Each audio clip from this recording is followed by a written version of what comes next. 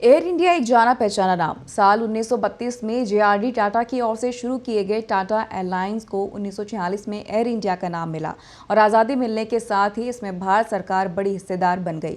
साल 1953 में इसका राष्ट्रीयकरण हो गया। एयर इंडिया के खाते में उपलब्धियों की लंबी सूची है, लेकिन इन सक्षम प्रबंधक और संचालन की कमी से इसे भारी घाटे में डाल दिया। ऐसे में कंपनी को उबारने के लिए सरकार को फिर से इसे बेचने की कोशिश करनी पड़ रही है। एयर इंडिया के संकट से जुड़े विभिन्न पहलुओं पर पेश है ये खास रिपोर्ट। देश की शीर्ष एयरलाइन एयर इंडिया के भविष्य पर खतरा मंडरा रहा है। कर्ज के बोझ में दबी और कुप्रबंधन की शिकार इस सरकारी एयरलाइन पर वजूद बचाने का संकट आ खड़ा हुआ है।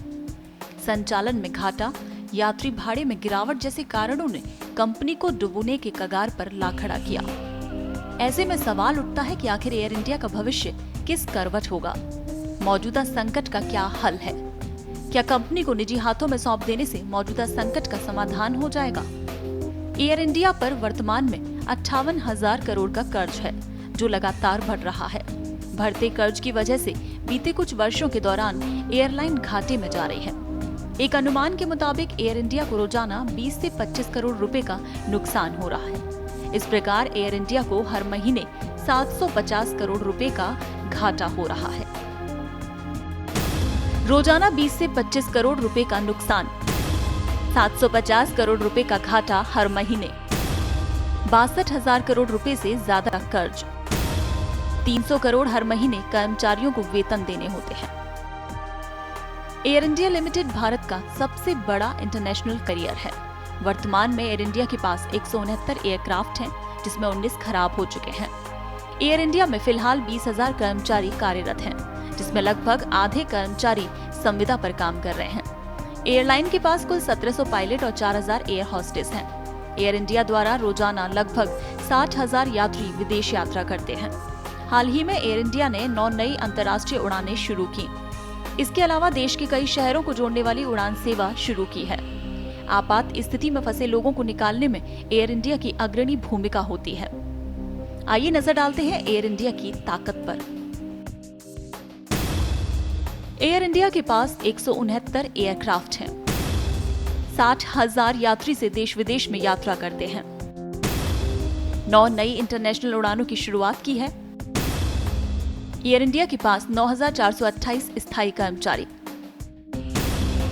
करीब 10,000 संविदा कर्मचारी, 1700 पायलट और 4,000 एयर होस्टेस। प्रबंधन की कमजोरी और बढ़ती प्रतिस्पर्धा की वजह से सरकारी उड़ान सेवाओं पर संकट की आशंका पहले से थी। साल 2000 में वाजपेयी सरकार ने इसके विनिवेश के लिए प्रयास किया था। मनमोहन सरकार में निवेश व कर्ज मुहैया कराने के साथ सुधार के उपाय भी कारगर नहीं हुए।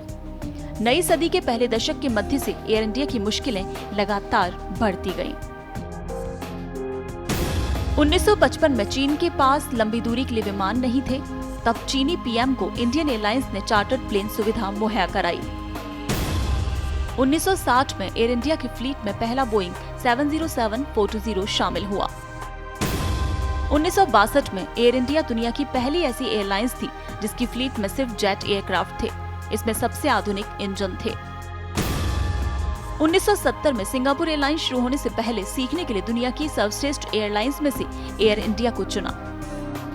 सरकारी कुप्रबंधन और निगरानी की कमी ने एयर इंडिया को अपने घुटनों पर ला दिया। आखिरकार सरकार को एयर इंडिया बेचने पर मजबूर होना पड़ा। हालांकि इस सफर में टाटा समूह का भी एयर इंडिया से रिश्ता पूरी तरह से खत्म हो गया। रतन टाटा एयर इंडिया के आखिरी चेयरमैन रहे और समूह उसी रिश्ते और जुड़ाव के साथ दोबारा एयर इंडिया के अधिग्रहण के लिए तैयार है। एयर इंडिया को खरीदने की दौड़ में टाटा समूह को एयर इंडिया के कर्मचारियों से ही चुनौती का सामना करना पड़ सकता है। कर्मचारियों का समूह खुद इस बोली का हिस्सा है। हालांकि टाटा समूह को अभी तक सबसे मजबूत दावेदार माना जा रहा है।